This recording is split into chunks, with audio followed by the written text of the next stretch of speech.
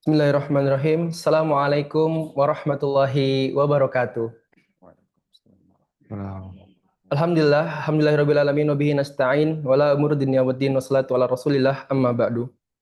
Pertama-tama mari kita panjatkan puji dan syukur kita kehadirat Allah Subhanahu wa taala sebab atas limpahan nikmat dan rahmatnya kita dapat diberikan kesempatan untuk hadir di ruang digital ini sama-sama menatap layar HP kita, layar laptop kita, layar apapun device kita untuk kembali menimba ilmu di minggu ini. Salawat serta salam tak lupa kita juga curahkan kehadiran Nabi kita Muhammad SAW, yakni Nabi yang telah mengantarkan kita selaku umatnya dari zaman kegelapan menuju zaman yang terang benderang yang sama-sama saat ini kita rasakan, minaz zulumati ilan nur. Alhamdulillah hadirin yang dirahmati Allah Subhanahu wa taala, pada pagi hari ini yang alhamdulillah cerah, kita dapat berkesempatan untuk hadir di sini dalam rangka mengikuti kajian online dengan tema menelusuri jejak keemasan Islam di Eropa. Pada kesempatan yang berbahagia ini, para hadirin, saya di sini tentu tidak sendirian. Tapi sebelum itu, mari kita membuka acara kita pada hari ini dengan sama-sama membaca basmalah. Bismillahirrahmanirrahim. Semoga acara kita hari ini berlancar dengan nyaman dan juga nyaman dan sampai akhir nanti acara selesai, insya Allah. Nanti balik lagi mengenai saya tidak sendirian, tentunya di sini saya ingin memperkenalkan diri terlebih dahulu, gitu ya.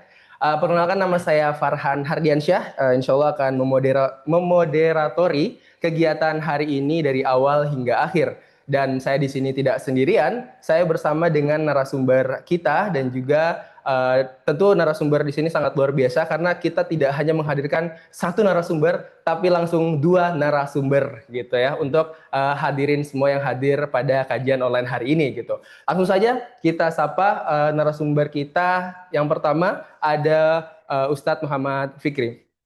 Alhamdulillah, apa kabar Ustadz? Alhamdulillah sehat, Alhamdulillah Masya sehat. Allah. Bagaimana perjalanan dari Cilengsi ya Ustadz ya? Dari Jonggol sih. Dari Jonggol, Masya Allah. Sebelahan sih sama Jelengsi. Oke, dari Insya Allah. Jonggol berarti ke Ragunan di kantor Munatur ini. Bagaimana perjalanan Ustadz? Perjalanan Alhamdulillah sih, tadi estimasi kita itu ada kemacetan, taunya enggak. Alhamdulillah. Alhamdulillah, Dimudahkan berarti oleh Allah Subhanahu wa dimudahkan. Berarti insya Allah lancar-lancar terus ya dari Lancar. awal sampai akhir insya Allah.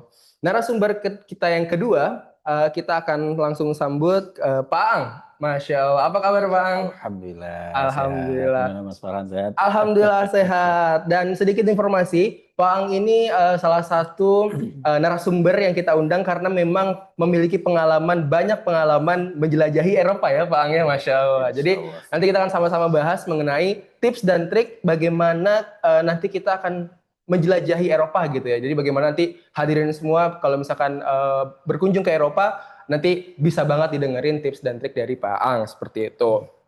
Karena tadi kita udah mengenal sedikit saja, baru sedikit ya dari narasumber kita, izinkan saya untuk membacakan secara lengkapnya profil narasumber kita. Karena banyak yang bilang nih Ustadz sama Pak Ang, tak kenal maka ta'aruf katanya. Nah, gitu ya. Jadi kita harus mengenal dulu nih narasumber kita gitu. Oke, profil singkat dari Ustadz kita yang insya Allah akan jadi narasumber kita, yaitu Ustadz Muhammad Fikri Hilabi MAG. Latar belakang akademik beliau yaitu Magister Agama dengan konsentrasi Sejarah Peradaban Islam. Lalu juga lulusan Universitas Islam Negeri Uin Syarif Hidayatullah Jakarta. Betul ya Ustaz ya? Bandung. Bandung, maaf. Bandung, dan dengan fokus keilmuan sejarah Islam klasik dan modern. Oke. Lalu yang kedua, profil Pak Ang, di mana tadi sudah sempat dimention bahwasanya banyak ya pengalaman beliau menjelajahi Eropa, kurang lebih ada sekitar belasan tahun ya Pak Ang ya, berada di bolak-balik gitu tektok Eropa ya. Masya Allah. Dan juga ada belasan tahun. banyak karir internasionalnya tentu. Dan ya, itu tadi sedikit profil dari narasumber kita yang luar biasa yang kita hadirkan khusus untuk kajian online peradaban Andalusia pada hari ini.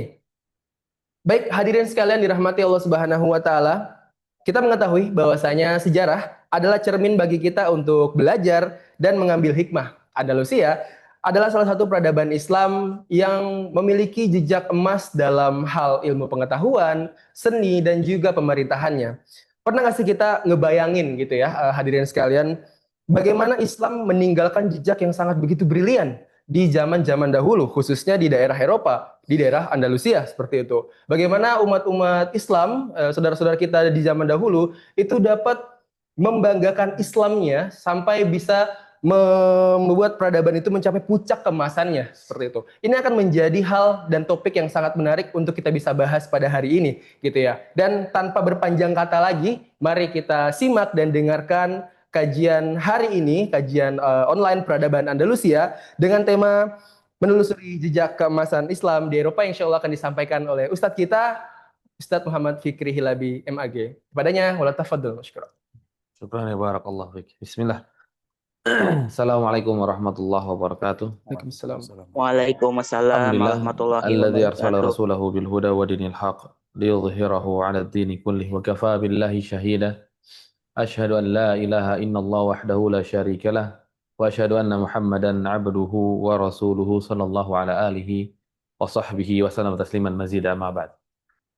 Ya alhamdulillah kita pada hari ini diberikan kenikmatan oleh Allah Subhanahu wa taala untuk bisa duduk dan sedikit mengulas bagaimana keadaan kaum muslimin dahulu di Andalus. Ini karena kaum muslimin di Andalus ini Masya Allah yang suatu yang membuat peradaban di Eropa maju sebetulnya. Nanti kita akan sebutkan beberapa hal-hal yang mendorong hal itu terjadi. Nah, Andalus sebelum kaum muslimin ini masuk, sebetulnya negeri itu bukan negeri yang diperhatikan gitu. Karena bahkan Syekh Ragib tuh sampai ngomong mereka itu ada keyakinan permasalahan mandi itu setahun cuma hanya beberapa kali. Ya kayak kita kan sebagian warga Indonesia kan yang ada di timur juga begitu ya. Ya dulu juga Andalus sama, Spanyol itu sama, Portugal dan bahkan ke Eropa seluruhan itu. Maka disebutkan oleh Syekh Al-Utsaimin itu di London. Kalau kita lihat sekarang namanya London mungkin ya, di Inggris dan di Paris itu bahkan kotoran-kotoran manusia itu di depan rumah karena nggak bisa diatur oleh mereka. Mereka nggak punya konsep untuk hal ke sana. Nggak bisa punya konsep hal ke sana. Bahkan sampai orang-orang itu bertanya kepada Salman, apa hal nabiyukum yu'allimu kulla syai'in hatta al-qira'ah? Apakah benar nabi kamu tuh ngajari sesuatu segala apapun itu sampai permasalahan untuk qada hajat, permasalahan di kamar mandi? Maka jawabannya, nah, iya. Nabi kami mengajarkan untuk buang air nggak boleh pakai tangan kanan, nyentuhnya. Kemudian harus dicebok, harus begini dan begitu. Maka ini sebuah peradaban yang dimiliki oleh Islam. Peradaban yang dimiliki oleh Islam. Dan peradaban di negeri Andalus sebelum Islam itu masuk sebetulnya peradaban yang sangat kurang baik. Kenapa dikatakan kurang baik? Karena di sana sistem perbudakan itu sangat parah. Jadi seperti namanya budak, bukan budak, bahkan mereka bukan statusnya bukan budak, maaf, bukan statusnya bukan budak, masih manusia merdeka, tapi secara kasta dia di bawah. Ya sama seperti kejadian di negeri India dahulu, itu kan sampai kasta yang paling rendah itu dijadikan seperti hewan ternak. Kenapa dijadikan hewan ternak? Kalau mereka melakukan kesalahan, mereka nyembelihnya itu kadang bukan hewan ternak, bahkan mereka kasta-kasta itu. Dan itu terjadi di Andalus. Bahkan petani-petani mereka itu terasa tersingkirkan sekali. Jadi mereka yang nanam makanan, harusnya mereka kan yang maksudnya dibanggakan lah gitu. Ini enggak, maka mereka ditindas. Ini hal-hal yang terjadi di negeri-negeri tersebut ya. Apalagi di fase terakhir sebelum Islam masuk nanti kerajaan ataupun raja yang ketika itu menguasai Luderik itu raja yang sangat zalim. Raja yang sangat zalim. Yang dimana dia itu tidak bisa mendamaikan masyarakatnya dan bahkan cara dapatnya itu kudeta. Nah awalnya kenapa dinamain Andalus ini karena salah satu suku. Nah, di sini ada khilafin. Namanya kan kalau Vandal ya kalau mungkin kita bisa Vandal. Nah ini ada dua pendapat lah kalau kata Syekh Raghib, beliau itu dari Asia, kemudian dari Syekh Tariq Suaidan juga dari Asia, tapi dari sebagian yang lain tuh menyebutkan bahwa ini dari Vandal bagian dari suku Jermanik. Nah, suku Jermanik berarti kan di Eropa atasnya ya gitu ya, di Jerman dan sekitarnya. Dan juga kenapa dinamakan vandalis, bukan sampai vandalisme. Mereka yang namakan, istilah dari mereka ini, karena suku Vandal ini suku yang bengis, yang nggak ngerti aturan. Maka di sana kan, wah terjadi pembunuhan juga biasa, terjadi perkosaan atau hal-hal yang lainnya biasa. Apalagi dengan kasta yang di bawah tadi. Jadi yang punya hukum kayaknya cuma hanya orang atas. Dan raja ketika itu kan Lothric tuh nguasain sebelumnya ke Kota Syah. Nah, Kota Syah itu disingkirkan, bicara bahkan diracun atau dibunuh dia. Dan yang parahnya itu Lothric sebetulnya itu panglimanya atau orang yang diberikan kekuasaan berkaitan dengan pasukan. Bukan anak raja juga sebetulnya, bukan keluarga dari si raja sebelumnya, Kota Syah bukan.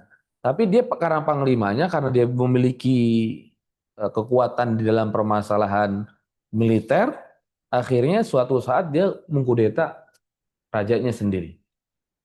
Nah, ketika dikudeta itu terjadi makin kacau. Sebelumnya aja sudah kacau, apalagi tambah lagi ada kudetaan ini.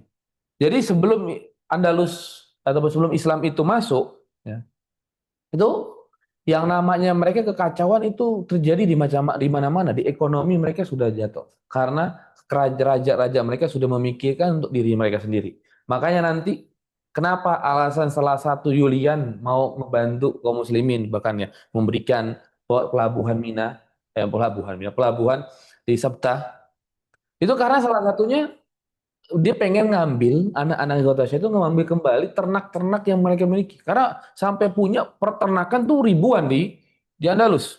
Itu yang mereka inginkan, inginkan karena raja ketika itu malah fokus dengan kekayaan mereka sendiri, kekayaan mereka sendiri, maka rakyatnya dia dizalimi. Dan apalagi ketika itu kan kalau kita mau lihat sejarah, Yahudi sudah ada di Andalus atau Berisbania gitu ketika itu. Tapi setelah Raja Lothric ini naik, maka di situ mulai makin parah. Mereka nggak diberikan sama sekali ruang.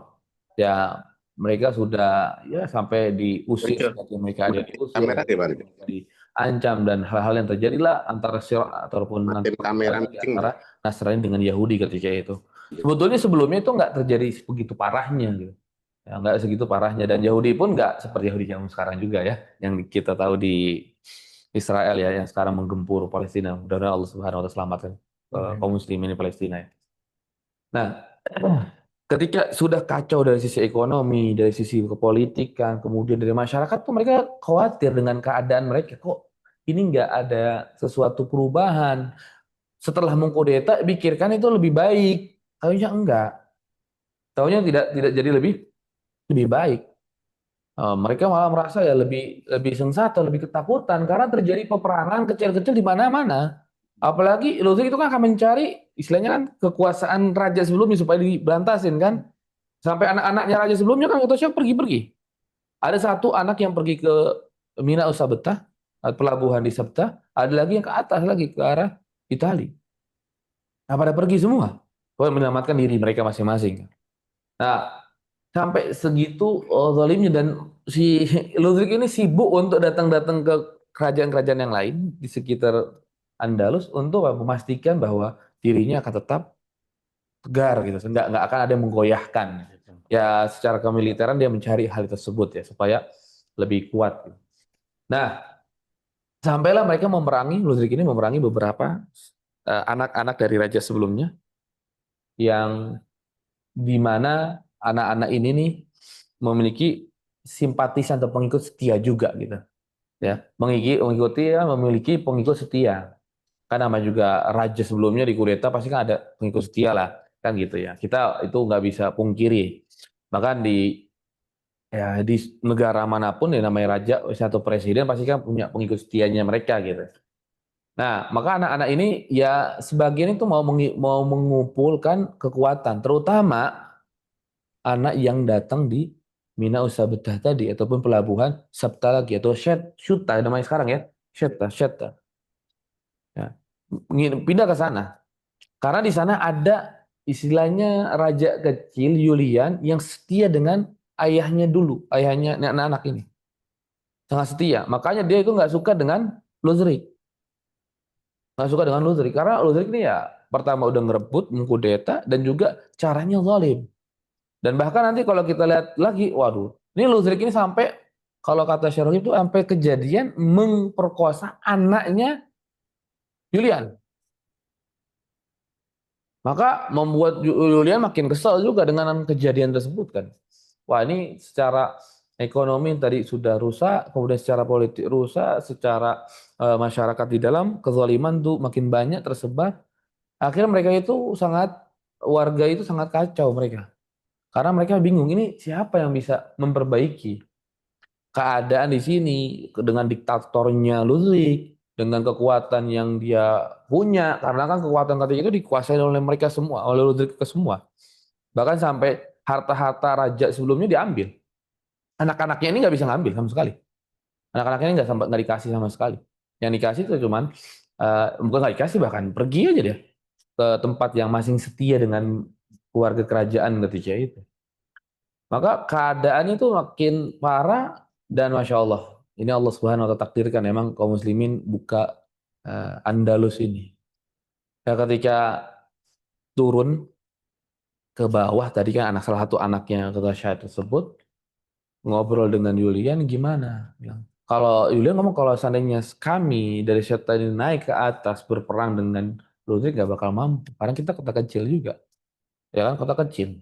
Dan sampai sekarang itu walaupun setan itu ada posisi di Maroko, tapi masih Inggris ya betul? Kalau Syaitan Spanyol. Spanyol, maksudnya masuk Eropa gitu masuknya kan ke Spanyol, bukan ke bagian Maroko. Sebetulnya letaknya di Maroko. Kecil dia, nggak terlalu besar. Tapi ketika itu emang karena Julian yang megang, maka Julian punya kekuatan di sana. Secara kekuatan kapal ataupun laut ya, dia punya kekuatan hal itu Julian ini. Tapi tetap mereka nggak mampu untuk membuka. Nggak mampu untuk membuka Ludwig, mengalahkan Ludwig ketika itu. Dengan kezaliman yang tersebar di sana, kemudian kemiskinan, dan bahkan penghancuran kasta juga kan, kasta sampai ada yang demikian. Ya kita alhamdulillah di Indonesia udah ndak ada kasta lah ya, alhamdulillah. Ini karena kaum muslimin memang salah satu syariat Nabi Muhammad kan nggak memilih seorang karena kastanya ini maka dia ditinggikan, tidak. Kan inna indallahi akramakum atqakum kan. Akramakum atqakum, yang paling mulia itu yang paling takwa kepada Allah Subhanahu wa taala, bukan karena sekedar nasab kan gitu. Ya tapi di sana terjadi seperti itulah. Ya gunda gulana yang makin parah di sana, dan alhamdulillah tahunnya kaum muslimin di bawah Spanyol itu udah memiliki sebuah basement yang kuat, bahasanya gitu. Ya akhirnya ketika ada permintaan untuk masuk ke Andalus ya ayo gitu. Apalagi kalau kita lihat pencetus pertama ataupun pemotivasi pertama itu adalah Utsman bin Affan radhiyallahu. Jadi Utsman bin Affan radhiyallahu anhu ketika melihat bagaimana membuka Konstantin itu lumayan berat karena di sana ada pasukan Romawi yang sangat kuat. Maka beliau tuh memberikan sebuah apa istilahnya pemikiran. Maka barang siapa yang membuka Andalus kemudian nanti masuk ke sana atau memasuk ke Andalus kemudian nanti masuk ke Konstantin, maka dia akan mendapatkan pahala seperti orang yang membuka Konstantin. Jadi kan dari depan dari Turki itu nggak bisa kebuka nih. Mungkin dari belakang sana bisa gitu. Tapi muternya terlalu jauh kan? Masya Allah. Dan itu nanti hima itu, keinginan tersebut ataupun cita-cita tersebut akan ditularkan kepada Musa bin Nusair. Musa bin Nusair nanti Masya Allah ini panglima, bukan panglima, ya panglima lah kita bilang, panglima tertinggi yang ada di Afrika, ataupun raja bisa kita katakan, tapi bukan raja tertinggi karena raja tertingginya di Bani Umayyah, karena masih ada Bani Umayyah kan di sana. Beliau juga termasuk bagian dari Bani Umayyah. Dan itu yang Masya Allahnya ketika ide itu dari Utsman ibni Affan radhiyallahu an kemudian disampaikan kepada muridnya, kemudian sampailah kepada Musa bin Nusair juga atau sampai kepada kaum muslimin yang ada di Afrika, maka mulai ada ghirah untuk masuk. Maka sampai Uqbah ibn Nafi, Fatihul Ifriqi kan gitu, julukan beliau ya, pembuka kota Afrika, itu sangat menginginkan kebaikan ini. Jadi beliau ketika itu karena belum tahu ada Andalus, beliau berkata kalau seandainya di belakang laut ini ada sebuah negeri yang menyembah kepada selain Allah Subhanahu wa taala, maka saya akan datangi. Tapi karena qadarullah, beliau tidak tahu bahwa di sana ada negeri lagi, akhirnya beliau pulang ke Tunis, ke Tunisia. Ketika pulang taunya dibunuh oleh barbar. Dibunuh oleh barbar. Ya, karena beliau ini salah satu pembuka kotanya enggak seperti Musa bin Nusair. Jadi bukannya terlalu terburu-buru, akhirnya ya namanya belum kuat Islam di satu tempat, kemudian masuk lagi ke tempat lain, belum kuat lagi masuk lagi ke tempat lain, bahkan sampai 1 tahunan beliau tuh hampir membuka sepertiga Afrika. Makanya dijuluki pembuka Afrika kan.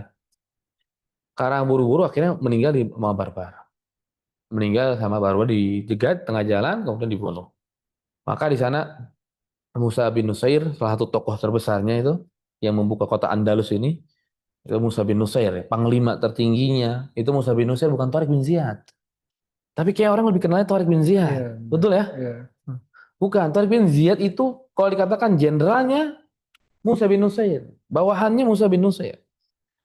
Jadi kalau kita mau lihat bagaimana kejadian mau pembukaan itu, Tariq bin Ziyad diutus ke Tengger, kalau bahasa sekarang atau Tonja. Tengger ya betul ya? Tengger. Oh, salah dikit lisanan nih ya. Ya, Tonja, buka situ. Ketika dibuka itu Tariq bin Ziyad disuruh masuk sana. Tariq bin Ziyad masuk ke Tengger, kemudian buka ke Syetta tadi, ke Syetta tersebut nggak bisa.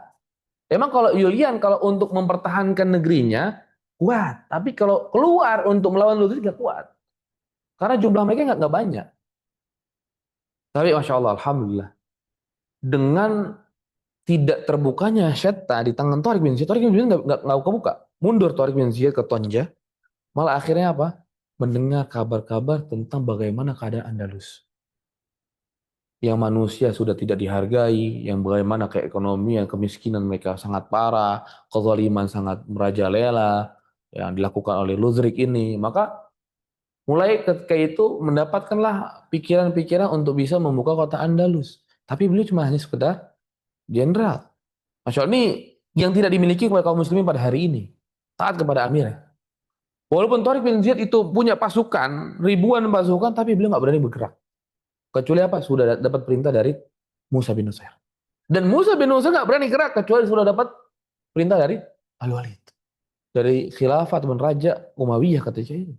Masya Allah, ini yang kadang kita tuh mengurangi hal tersebut. Akhirnya maka kita kaum muslimin nggak bisa kuat-kuat karena ya nggak seperti ini.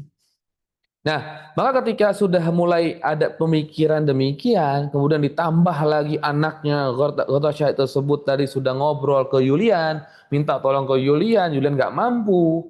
Maka Julian akhirnya berpikir, kita punya orang di belakang kita, maksudnya kaum muslimin, ini orang-orang yang sangat hebat, sangat kuat, kekuatan mereka perang itu sangat hebat. Ini hampir kota belakang kita semua kalah semua.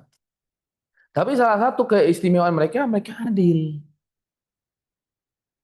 Mereka adil. Ya maka ketika demikian, maka mulai ngobrol. Oh yaudah, Tariq bin Ziyad, karena disangkanya panglima Tariq bin Ziyad, gimana kalau seandainya engkau bantu kami untuk membuka Andalus, dan nanti negeri Andalus untuk kalian. Maka Tariq berkata, oh itu bukan hak saya. Masya Allah, ini yang ajibnya. Itu bukan hak saya. Maka saya harus izin. Izin dulu kepada Musa bin Nusair. Dan ketika datangi Musa bin Nusair, maka jawabannya yang sama. Itu juga saya nggak punya hak. Tapi saya bisa usulkan itu ke Raja Umayyah. Maka ketika Julian kaget, Masya Allah. Ini ada seorang yang sudah memiliki kekuasaan sebegitu besarnya di Afrika, tapi masih taat kepada seorang. Maka makin yakin Julian untuk bisa membuka kota Andalus ini.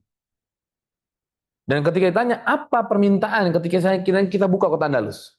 Maka jawabannya, kita cuma hanya minta peternakan Ghatasha saja. Wah, maka ketika didengar hal tersebut kan makin kaum muslimin membara. Antum cuma minta dunia. Takutnya kan minta sesuatu, ntar pengaturannya nanti setengah-setengah dari kami Nasrani dari Islam sekian. Takutnya demikian, kalau gitu nggak bakal mau buka. Tapi cuma minta dunia, silakan ambil dunia. Kita nggak butuhkan dunia. Karena Musa bin Nusair itu membuat pasukan tersebut bukan untuk mengambil dunia. Karena nggak terkenal ketika itu perebutan ghanimah. Antum bayangkanlah, Afrika itu seluruhnya bisa kebuka. Ghanimahnya banyak dong. Ghanimahnya banyak, tapi mereka nggak kepikiran sama sekali ke sana. Ngapain buka lagi Andalus? Maka ketika dapat kabar bahwa si anak-anak Syahdu Julian ini pengen ngambil itu, oh, marhaban sekali. Diterima, silakan antum ambil itu peternakan, yang penting kami bisa Islamkan penduduknya. Ini kan yang kita itu kadang beda pemikiran kita. Betul ya, zaman kita pada hari ini. Yang penting itu keuntungan duniawi kan. Iya. Ya. Kenapa ketika ngobrol sama saya, apa kira-kira yang saya bisa dapat untung dari antum? Kan sering gitu kan. Betul. Kita ketika lagi pengen berteman, ada perkataan demikian. Kalau dulu enggak, ukhuwah Islamiyah kuat. Ukhuwah Islamiyah kuat. Bahkan dulu ketika itu, kalau kita mau jujur, yang buka kota Andalus bukan orang Arab. Bukan orang Arab. Orang barbar. Barbar yang pegang. Barbar yang pegang. Nah maka, ini peradaban yang begitu hancur yang ada di Andalus ketika Islam masuk, Masya Allah, merubah seluruhannya. Merubah dari bagaimana sistem politik mereka, bagaimana ekonomi mereka, bagaimana keilmuan mereka. Semua itu berubah semuanya. Karena Islam, makanya nggak disebut itu apa namanya, ketika membuka seperti ini ngomongnya membuka fath. Karena kita buka sebuah kota bukan ngambil ngeruk hasilnya. Enggak. Tapi kita buka, kemudian kita bawa ilmu kita.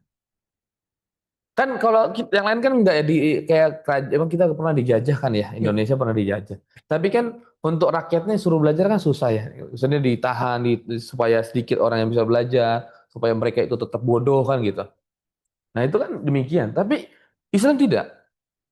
Tidak. Bahkan ketika nanti kejayaannya Islam, itu Raja Inggris itu sampai ngemis ke Hisham, ke kaum muslimin ketika itu, untuk anaknya, keponakannya ini bolehin dong belajar di Andalus karena punya jamiah ataupun punya kampus istilahnya gitu. Kampus permasalahan kedokteran yang terbaik sedunia ketika itu.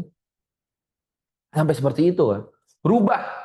Yang kita kan kadang nganggap wah Eropa itu puncak kejayaan atau puncak teknologi, puncak segalanya lah bahasanya gitu kan.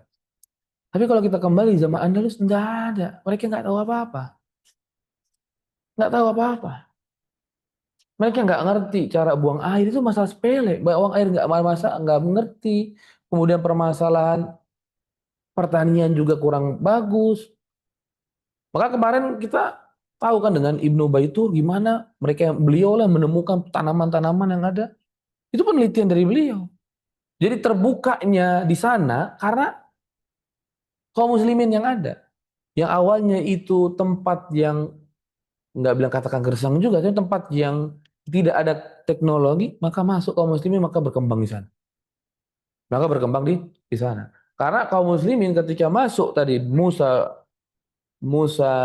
bin Nusair, Tariq bin Ziyad, dan pasukannya mereka membuka kota Andalus.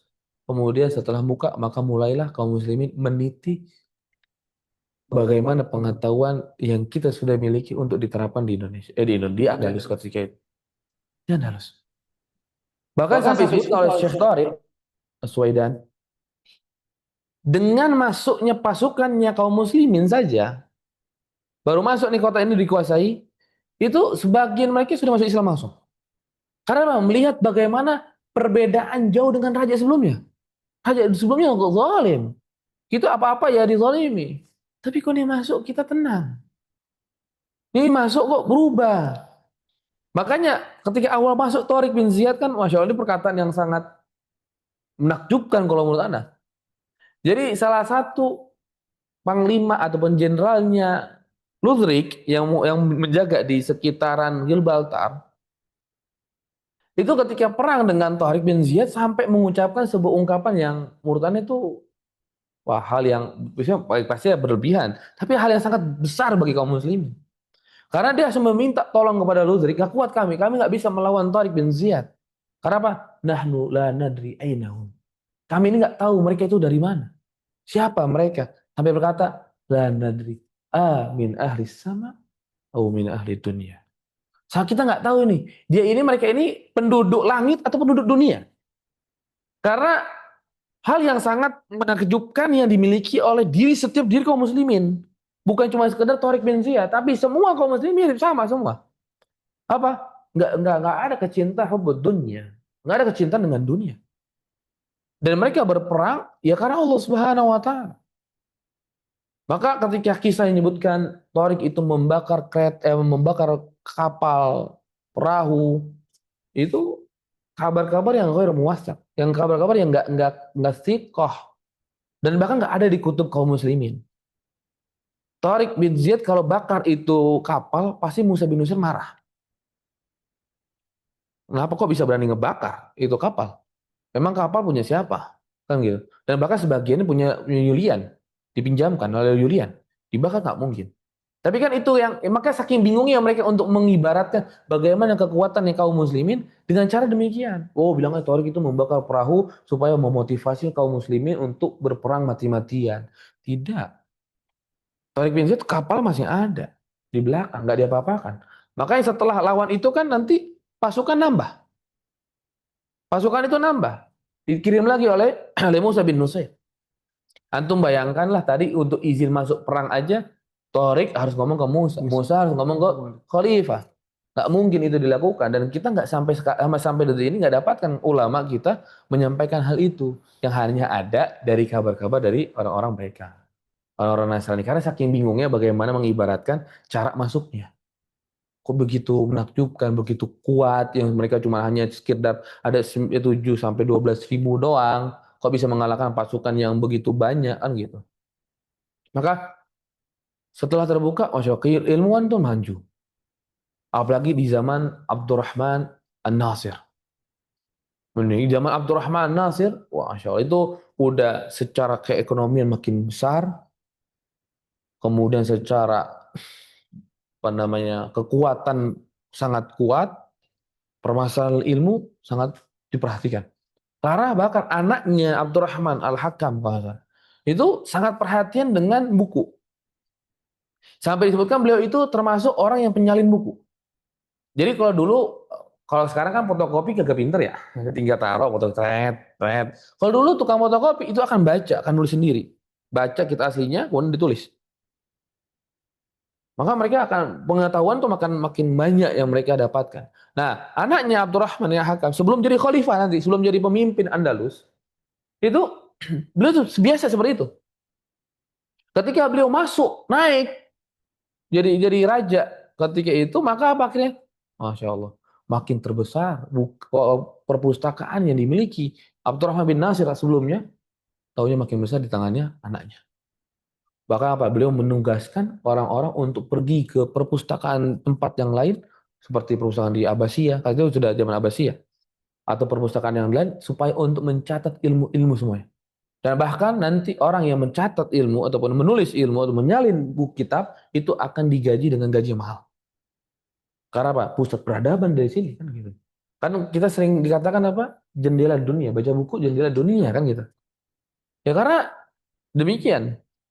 Makanya kalau seandainya Raja Inggris tadi ngemis minta kepada Raja Andalus untuk masukkan keponakannya di perusahaan di kampusnya kaum muslimin, itu wajar gitu. Wajar banget hal itu terjadi gitu. Bahkan sampai disebutkan itu mereka ketika masuk belajar bahasa Arab, kemudian mereka bahagia, sangat senang untuk memamerkan mereka itu belajar. Karena sebelum itu nggak ada masyarakat biasa bisa belajar gitu. Enggak. Zaman sekarang alhamdulillah mungkin sekarang banyak orang yang bisa belajar gitu. Maupun cuman hanya di bawah, kita cuma masyarakat kecil itu masih bisa belajar gitu kan, masuk ke sekolah. Dulu enggak, di Indonesia aja enggak kan, zaman 40 masih kita dijajah, kan nggak bisa semua belajar. Ya kan, kalau yang belajar cuma hanya orang-orang tertentu kan gitu. Nah, ketika Islam datang maka mereka itu belajar, dan mereka belajar di kaum muslimin. Pulang ke negeri mereka, maka mereka sudah berubah bahasanya. Udah apa dengan bahasa Arab. Yang sampai disebutkan oleh Syekh Raghib itu, mereka ketika kita mau mau romantis lah dengan pasangannya. Ya. Itu nggak pakai bahasa Inggris, pakai bahasa Arab. Bahasa Arab. Saking langsung peradaban Andalus tuh berubah ketika itu semuanya.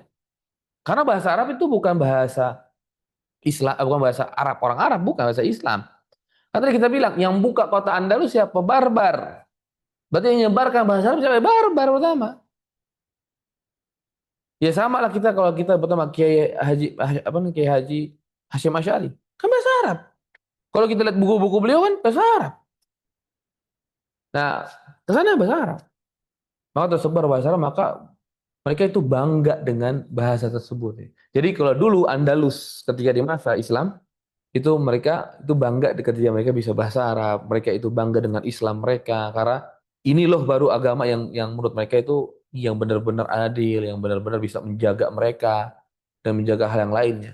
Dan makanya di Andalus tuh maju karena keilmuan itu dihargai sekali. Walaupun sebagiannya sempat ada hal-hal yang mungkin nggak diterima ketika itu karena sesuatu yang di luar nurul nalar mereka gitu, kayak seperti siapa terutama yang paling sering membuat sebuah penemuan-penemuan ini salah satunya adalah Abbas bin Firnas. Ini kan dia menemukan hal-hal yang sangat unik gitu, yang ketika itu nggak masuk akal. Ya nggak masuk akal seperti ada orang terbang, nggak masuk akal. Dia naik ke atas bukit atau atas menara kemudian dia terbang. Sebelum itu, kalau apa sih emang nggak berani kumpulin manusia dulu supaya ngelihat dia terbang gitu. Nah, terbang, terbang Abbas bin Firnas. Manusia pertama kali terbang. Makanya ini kan semua gara-gara terinspirasi dari burung sebagaimana Allah sebutkan dalam surah Al-Mulk kan gitu. Kemudian bagaimana Abbas menemukan alkohol atau ekstrak dari tanaman atau dari buah. Itu kan sempat heboh Andalus ketika itu. Nuduh Abbas itu dukun. Heboh. Sampai ulama-ulama yang datang kumpulin Abbas, engkau dukun. Taunya pas lagi dilihat, dipraktekkan, oh begini, taunya oh enggak. Ini bukan suatu yang keluar begitu aja. Emang ini dari tanaman ini menghasilkan ini. Oh, baru mereka itu berpikir, oh ya Masya Allah. Itu benar-benar maju. Benar-benar maju keilmuan. Karena dari atasnya nggak pelit ilmu. Dan atasnya sangat memperhatikan ilmu. Dan memperhatikan yang paling penting dari mereka semua itu adalah memperhatikan bagaimana akidah dan keyakinan yang dimiliki oleh warganya. Wah, itu ketika mereka memiliki keyakinan yang baik, maka akan kebuka. Akan kebuka. Bukan akhirnya jadi sempit gitu. Jadi negeri miskin kan enggak. Kita lihat Andalus sampai sekarang. Penemuan Andalus sampai sekarang yang belum bisa menemukan, belum bisa mencari trik. Salah satunya itu singa yang 12 yang ngucurin air. Sampai sekarang kan cuma nyala semuanya kan keluar. Kalau dulu itu jam. Itu dulu jam. Untuk menetapkan jam. Ketika mereka itu menguasai Andalus, maka mereka mau coba congkel, penasaran. Gimana sih? Gimana sih ini penemuannya kok begini teknologinya? Sampai congkel. Mereka congkel rusak. Sampai sekarang belum bisa benerin. Sampai sekarang kan cuma manjur aja tuh semuanya 12-12-nya. Dulu mah enggak. Dulu mah itu jam. Makanya Masya Allah ini. Kemajuan mereka itu sangat tinggi. Ya karena mereka masih fase dekat dengan Allah itu. Nanti kita akan tahu bagaimana mulai hancurnya mereka karena mereka sudah mulai jauh dengan Allah. Sudah mulai jauh dengan Allah Subhanahu wa taala. Maka di sini ada beberapa fase ya kita.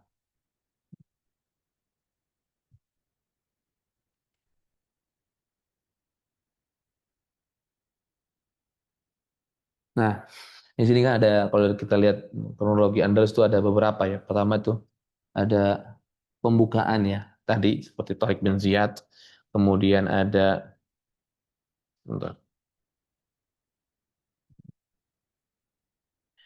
Kemudian ada masa pemerintahan wali-wali ya. Ini karena di masa Umayyah setelah Tariq setelah Abdul Aziz bin Musa, kemudian anaknya dan seterusnya itu meninggal, maka mulai kepemimpinan itu di tangan Raja Afrika. Jadi makanya disebut itu wali. Jadi dia nunjuk jadi siapa ketuanya ataupun siapa pemimpinnya Andalus itu dari wali Afrika. Afrika nyebutkan si Fulan jadi ini, maka Fulan naik. Nah, fulan si ini maka fulan naik. Maka nanti masih wali-wali dan bahkan nanti Abdul Aziz, Umar bin Abdul Aziz rahimahullah taala itu pernah menunjuk seseorang untuk memegang Andalus dan masya Allah baru ditunjuk, langsung berubah Andalus. Kita ada istilahnya kontor. Sampai sekarang masih ada kan? Kantor tersebut Sudah tidak. sudah tidak ada, masya Allah, sudah hancur. Emang begini, pas dulu dihancurkan seluruhnya. Madinatul Zahra tinggal berapa persen doang? 10% doang. Runtuhan sekarang udah. Runtuh, dihancurkan. Mereka nggak mau itu tetap ada karena itu ada. Tahuan Muslim itu baik, Muslim itu hebat. Maka dihancurkan. Dan ini bedanya pasukan Salib dengan pasukan Mongol. Kalau pasukan Salib ketika ngancurin Andalus, maka perpustakaannya itu diambilin kitabnya. Diambilin buku-bukunya, mereka pelajari, mereka ambil dan mereka klaim pada hari ini kan, itu punya kami, itu penemuan kami. Sebenarnya kalau kita runut belum tentu, belum tentu. Pengobatan yang ahli bedah punya kaum muslimin. Sampai sekarang pisau beliau Zahrawi kalau nggak salah, itu masih pisaunya beliau, masih bentuk skemanya beliau pada detik ini.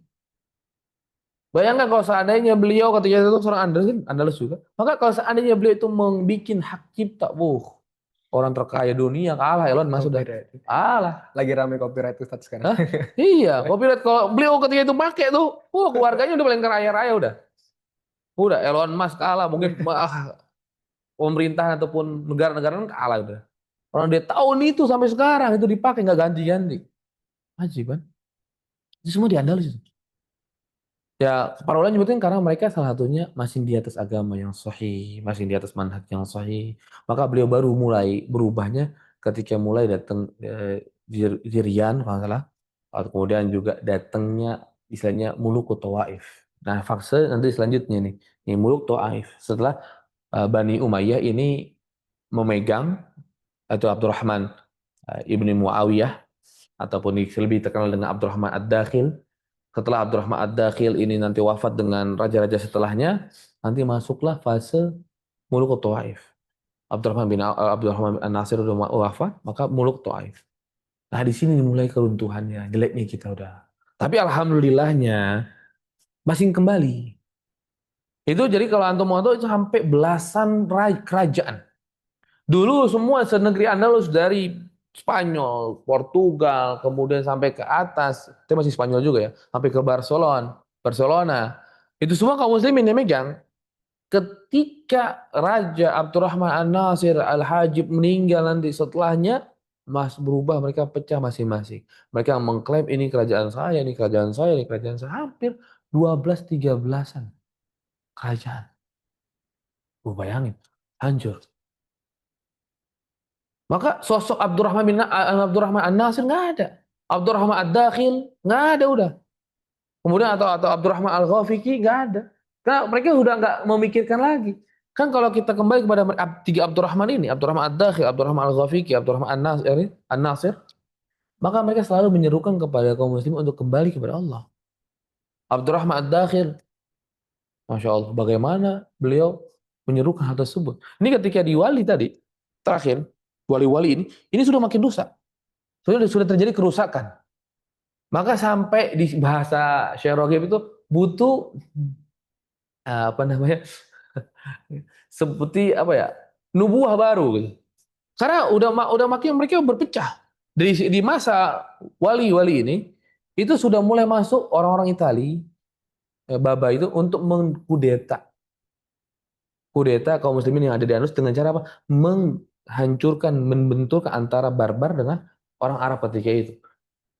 Dibenturkan.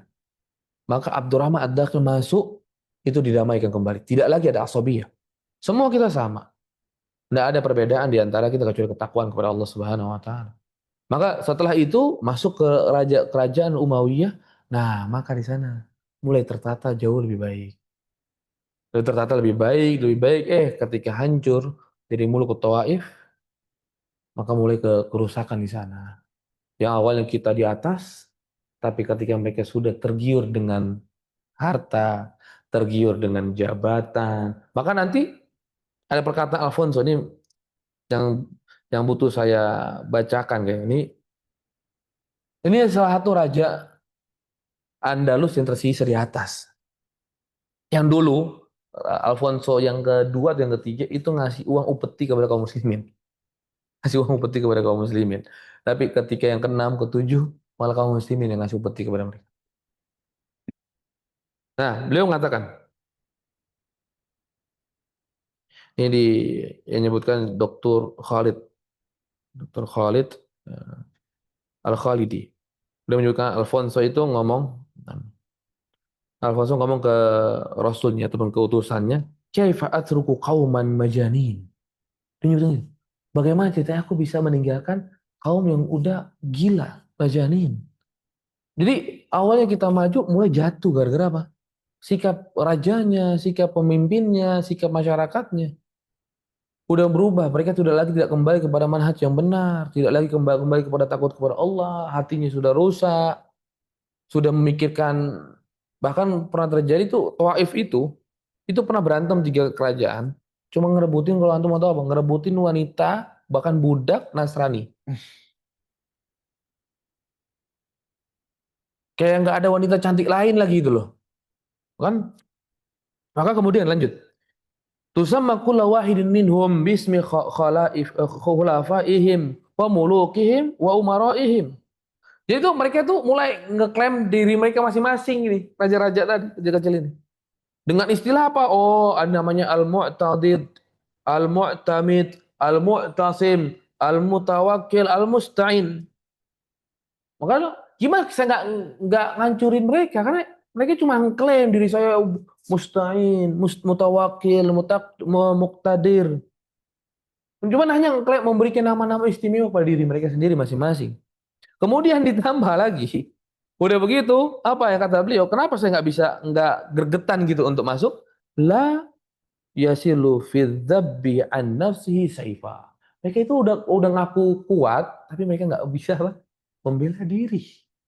Mereka itu nggak mau nolongin kaum muslimin, sedangkan kaum muslimin ketika itu dijajah oleh mereka, oleh Alfonso ini. Dijajah, bahkan dibunuh, bahkan perempuannya dizinai, dijadikan tawanan, dijadikan budak, tapi mereka masih sibuk dengan penamaan-penamaan mereka kepada diri-diri mereka. Akhirnya hancur satu persatu. Nah, namanya pasukan salib ketika datang itu sifat mereka itu menghancurkan. Beda dengan kaum muslimin. Kaum muslimin enggak. Membuka kota itu enggak dengan cara menghancurkan kota itu. Buka dengan cara yang baik, berperang di tempatnya, kemudian setelah itu masuk ke daerahnya enggak jadinya dibunuh, sembelihin, enggak ada. Enggak ada ceritanya nih kaum muslim masuk ke kota, udah menguasai kota itu, sebut panggil semua warganya, udah disembelih, enggak ada cerita sama sekali. Sudah menguasai negeri itu, maka enggak ada satu orang pun yang dibunuh, yang dilukai, dijaga mereka semua. Walaupun mereka masih dalam keadaan afir, tinggal mereka suruh bayar jizyah, selesai, mereka dijaga, aman. Tapi kalau pasukan salib datang, dihancurkan. Bahkan kaum muslimin masuk ke negeri Andalus, tidak ada satupun kanisa gereja yang dihancurkan. Dibiarkan. Kalau mereka mau beribadah silakan. Kita nggak maksa, karena agama Islam kan bukan paksaan kan. La ikraha fid din. Nggak dipaksa untuk masuk Islam. Maka nggak dihancurkan. Tapi masuk pasukan salib, masjid dihancurkan. Kita salah satunya kita Masjid Cordoba, masjid besar di Madinatul Zahar, tapi apa? Dijadikan apa, gereja bahkan. Gereja satu. Sekarang dia dijadikan gereja. Dulu mah enggak. Yang lain dihancurkan. Ya bahkan Madinatul Zahranya aja dihancurkan. Madinatul Zahra dihancurkan. Maka ya Nggak tahu mereka Bunda di mana. Ada nggak di sana? gitu. Datang dengan rahmat, datang dengan ilmu, datang dengan keberkahan dari Allah Subhanahu wa taala. Nah, maka berbedanya antara kita dengan mereka seperti itu. Makanya Andalus menjadi peradaban yang tinggi ya karena dekatnya mereka dengan Allah. Tadi beberapa kejadian gonjang-ganjing, hampir turun, hampir hancur, tapi alhamdulillah ada datang yang lain untuk menguatkan kembali. Maka masih tetap jaya. Masih tetap tetap kaum muslim menguasai Andalus sampai nanti titik terakhir. Mereka melakukan kerusakan yang sangat parah, tapi tidak lagi ada yang mengingatkan mereka. Maka mereka hancur sudah. Masya Allah. Masya Allah. Hancur. Makanya di sini yang sebetulnya kita banyak sekali yang bisa kita ambil kalau seandainya kita ke Andalus ini. Oh, pelajaran yang begitu banyak, kita mengerti bagaimana kehancuran kaum muslimin di masa wali-wali, kemudian nanti di masa Taif, kemudian nanti di masa Muwahhidin, di masa tempat-tempat yang lain, muluk-muluk kecil-kecil, dan terakhir di Cordoba, di Granada, Granada. Terakhir di Granada sudah. Itu terakhir. Itu cuma yang terakhir kecil itu. Kecil, nggak besar. Nah, nanti mudah-mudahan kita bisa mampir ke sana, kita lihat. Masya Ini Allah. kerajaan terakhirnya kaum muslimin. Itu pun kerajaan begitu, Masya Allah. Itu teknologi sangat maju. Air yang dari bawah, kan kerajaan di atas ya. Air dari bawah itu bisa naik ke atas tanpa ada mesin. Ajib teknologi kaum muslimin sana, Masya Allah. Masya Mudah-mudahanlah Allah. kita bisa mendapatkan hikmah yang besar dari pelajaran kita pada hari ini ya. Amin, amin, amin. Alhamdulillah. Insya Allah, Ustaz. Syukron Hmm. atas penjelasan yang ini sepertinya saya seperti masuk SMA lagi ya, belajar sejarah lagi gitu ya. Banyak nama-nama lagi gitu ya. Kayaknya memang Masya Allah. Ini belum sebutin banyak semua tokoh-tokohnya ini bahkan ya. Masya Allah. Baru cuma berapa ini? Disimpan Ustaz, nanti soalnya kan kita bisa spill semuanya Oh gitu nanti ya. di tempat yang Tempat spesial ya. juga. Oh iya, Masya Masya Allah. Oke, nah ngomong-ngomongin masalah tempat, Ustaz, khususnya memang mungkin peradaban Andalusia ini erat kaitannya dengan Maroko, dengan Spanyol, khususnya di Eropa gitu ya, Ustaz. Iya, Eh, Spanyol, Portugal. pada rangkaian berikutnya kita insya Allah akan mendengarkan paparan gitu ya. Juga kita sama-sama akan mendengarkan berikutnya dari narasumber kedua kita, yaitu Pak Ang, mengenai tips dan trik ketika kita ingin berkunjung ke Eropa seperti itu para hadirin sekalian.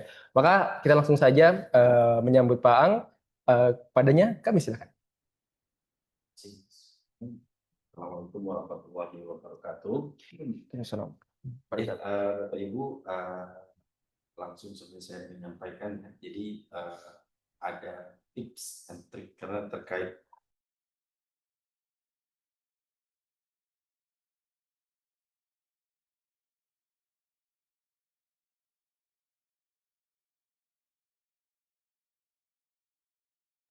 Suaranya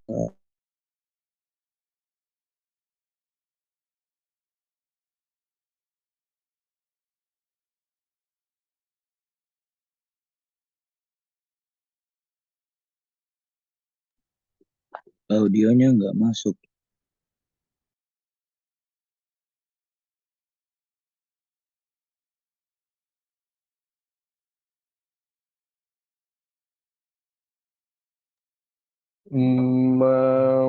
Mengalami beberapa hal ini ya. Jadi stay tune dulu dan diinformasikan untuk Bapak Ibu yang masih menonaktifkan kameranya gitu ya untuk kita melihat partisipasi Bapak Ibu semua, hadirin semua.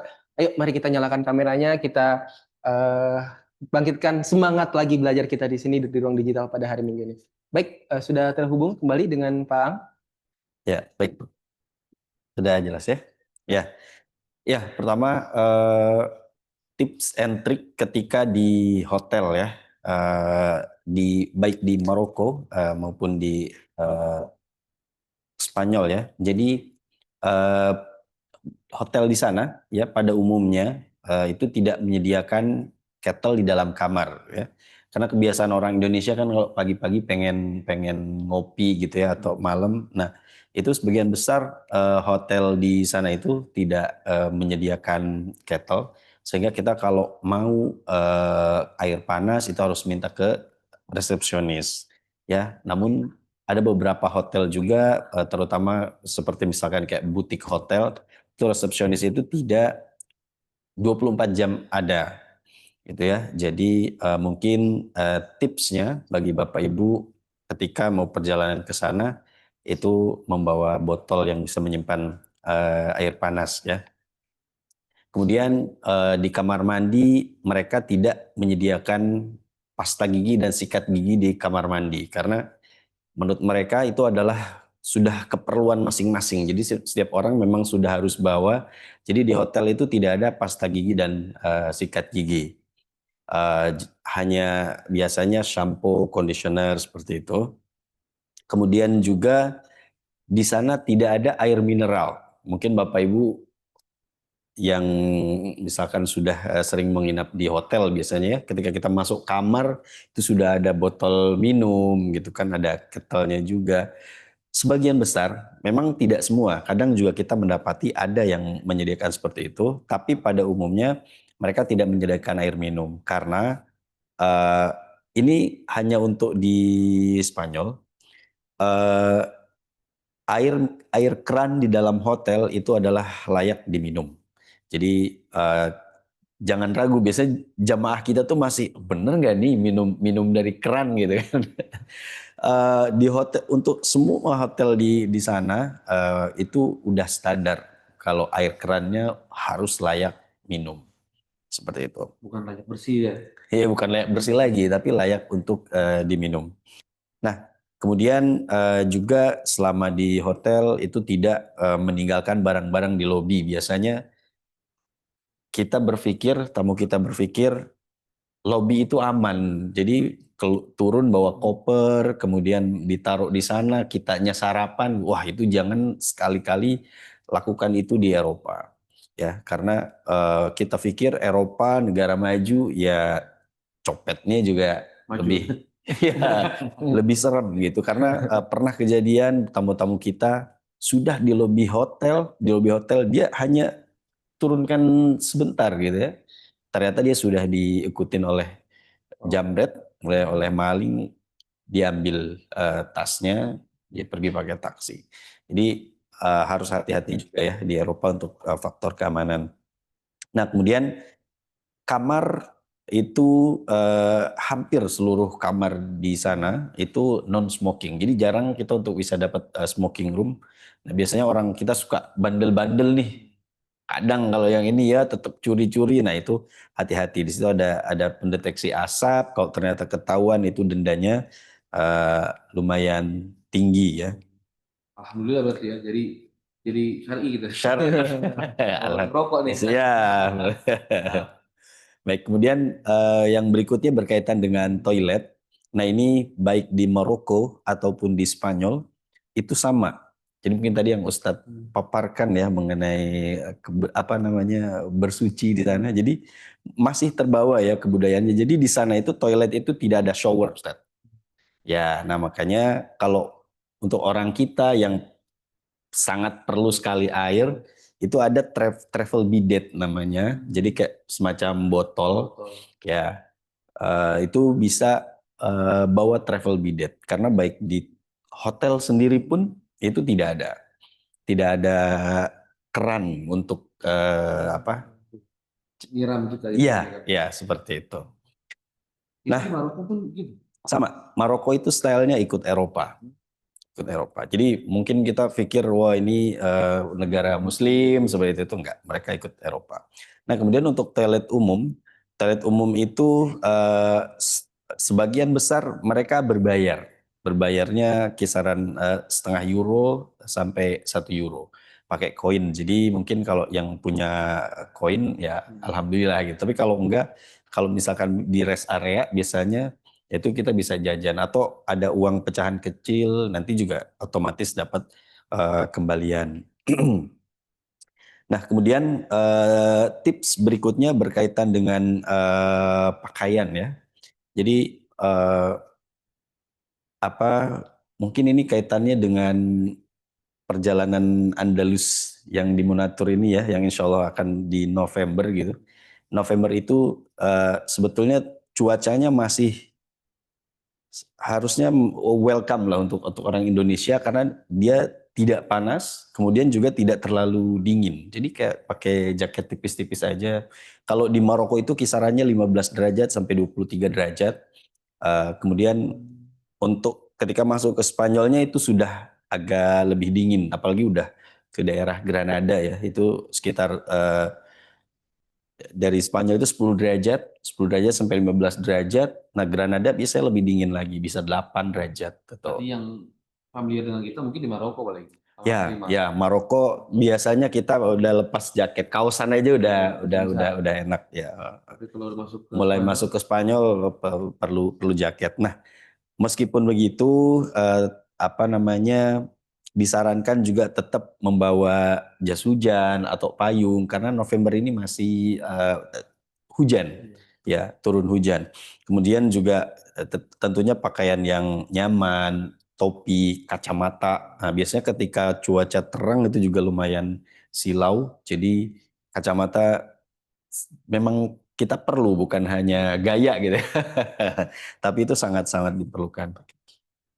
Kemudian body lotion ya, sunscreen, lip balm, karena cuacanya dingin itu gampang membuat kulit kita kering, biasanya kurang nyaman ya. Kemudian bibir pecah-pecah biasanya. Jadi laki-laki biasanya nggak mau ribet, tapi kalau udah bibirnya kering repot juga, itu sakit juga. Nah, jadi lip balm, kemudian itu obat-obatan pribadi juga ya. Kalau misalkan ada yang memang teratur minum obat, itu disarankan dibawa. Karena ketika misalkan, kita perlu promah atau apa, di sana susah carinya. Atau Roma kayak punya Indonesia doang gitu. Iya. Jenisnya beda gitu kan. Kadang juga ada beberapa yang di Indonesia itu masih obat-obat tersebut dijual bebas, di sana harus dengan resep gitu. Ya, kemudian tur kita Andalusia ini banyak berjalan kaki. Jadi wajib tuh pakai sepatu yang nyaman. Sepatu sneakers aja gitu. Boleh mau pakai boot, misalkan ibu-ibu biasanya ya suka pakai sepatu boot, tapi usahakan jangan yang berhak tinggi gitu. Karena cukup kurang nyaman gitu kalau ya jalan jauh ya seperti itu. Apalagi nanti insya Allah ada kunjungan ke Medina Az-Zahra, turun dan lain sebagainya. Nah, kemudian tadi seperti yang pernah diinfokan ya mengenai keamanan, kita perlu waspada pencopet ya, pencopet terutama di kota-kota besar, di tempat-tempat ramai seperti Madrid, Barcelona, Sevilla. Jadi kita berpakaian jangan terlalu menonjol. Biasanya terutama di tempat-tempat ramai itu kan, kalau wisatawan kita ya maksudnya tasnya kelihatan branded, jadi si copet ini bisa wah ini turis nih, itu sehingga jadi sasaran. Kemudian kayak paspor atau barang-barang berharga, kalau bisa ada tas kecil simpan di depan, ditutup jaket seperti itu. Jadi jangan yang ditenteng di tas yang, terutama paspor, karena ketika kalau paspor hilang itu repot, harus mengurus ke kedutaan untuk bikin surat pengganti paspor seperti surat jalan ya gitu. Nah, kemudian ya tadi barang-barang berharga jangan dipakai secara berlebihan dan secara mencolok gitu ya. Atau apalagi kalau misalkan kita ada juga program belanja di outlet, nanti barang-barang bawaannya di ini, jadi usahakan seaman mungkin. Nah, kemudian ada hal juga yang tidak kalah pentingnya ya ketika di perjalanan ini, aplikasi ya, aplikasi untuk jadwal sholat dan arah kiblat. Nah, alhamdulillah Munatur ini sudah punya apps ya, punya apps sendiri di mana di situ ada jadwal sholat dan arah kiblat. Jadi ketika nanti di hotel tuh nggak bingung. telepon tour leader, Pak ini arah kiblatnya di mana lah? Kan kita kamarnya aja belum tentu madhabnya sama. Sehingga si tour leader harus nyamperin ke kamarnya, cekin arah kiblatnya seperti itu. Jadi baiknya kita masing-masing itu sudah punya aplikasinya, sehingga ketika mau sholat kita bisa cek sendiri. Kemudian untuk waktu sholat, meskipun misalkan nanti kita juga tetap infokan waktu-waktu sholat, tapi kalau kita punya apps, jadi kita bisa lebih persiapan gitu. Nah, kemudian yang tidak kalah pentingnya adalah Google Translate ya.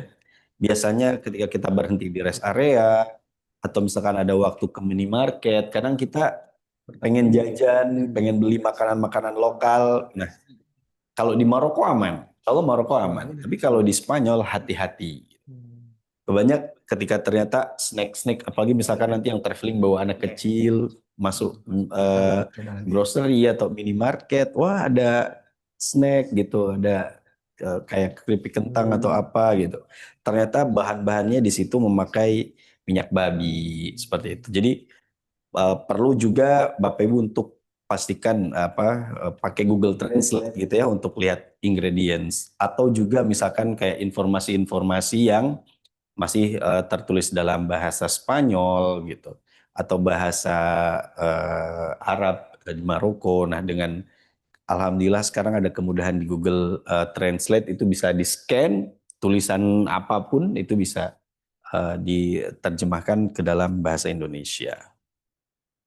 Nah, itu saja mungkin Mas Farhan sedikit tips and triknya yang bisa saya sampaikan. Masya Allah, terima kasih banyak Pak Ang.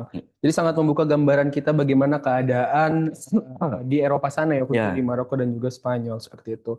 Luar biasa. Baik Bapak, Ibu atau hadirin yang berbahagia, Insya Allah kita akan membuka bukan satu ya, tapi banyak pertanyaan ini karena memang kita mendapati banyak pertanyaan mulai dari Google Form saat para jamaah, para hadirin semua itu mendaftar di kajian online. Juga nanti kita akan sama-sama membuka sesi tanya jawab juga bersama dengan para hadirin yang sudah hadir di ruang digital ini. Dan untuk sesi pertanyaan pertama kita akan membacakan pertanyaan yang sudah masuk melalui Google Form yang hadirin semua sudah tanyakan di Google Form gitu ya. Masya Allah. Jadi pertanyaan pertama ini dari Yakub Abdullah, Bapak Yakub Abdullah. Ini sebetulnya untuk Ustadz Fikri karena hubungannya dengan Andalusia nih sebetulnya, sejarah Andalusia. Yang pertama ada bagaimana pengaruh peradaban Islam di Andalusia dalam membentuk fondasi ilmu pengetahuan dan toleransi di Eropa, serta apa pelajaran yang paling relevan untuk kita saat ini. Di sebuah pertanyaan yang sangat bagus ya. Masya Allah. Jadi Andalus masuk. Benar. Oh. Coba Ustadz dicek Tes. Benar. Putar lagi. Putar lagi. Ya.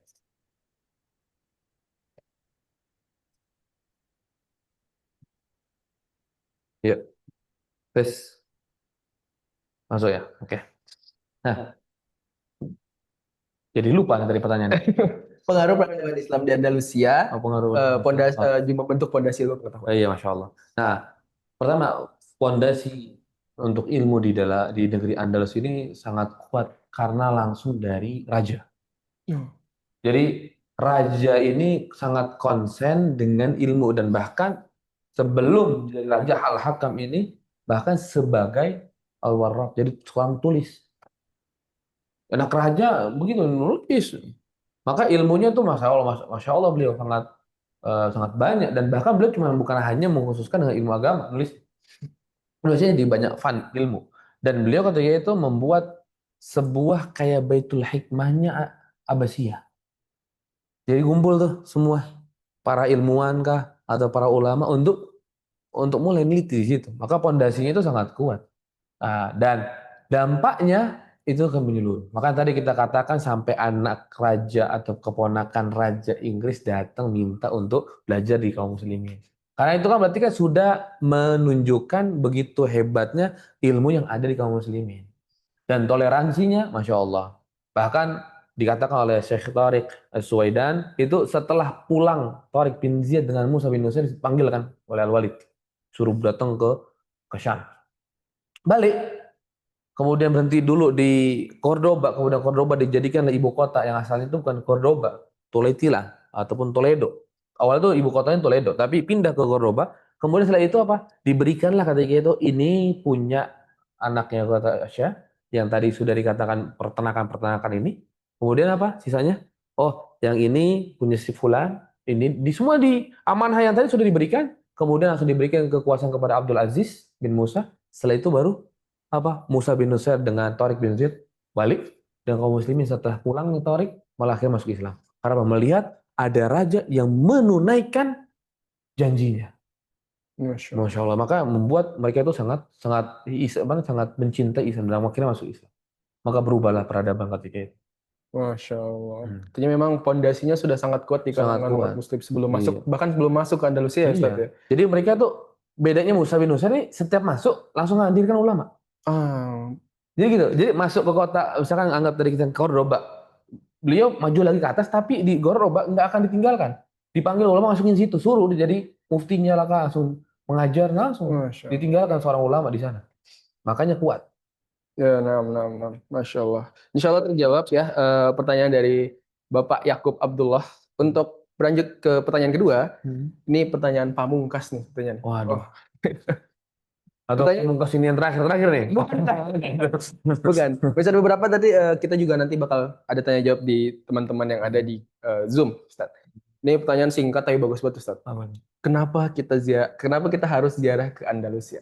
Masya Allah. Tadi kita lihat kan, setelah kita mengetahui bagaimana peradaban yang begitu baik, bagaimana apa nih lika-liku kehidupan yang terjadi di Andalus. Ya tadi kita katakan ada masa jayanya, kemudian jatuh, kemudian jaya kembali. Itu bukan sekali dua kali. Kalau kita mau lihat sejarah itu nggak sekali dua kali.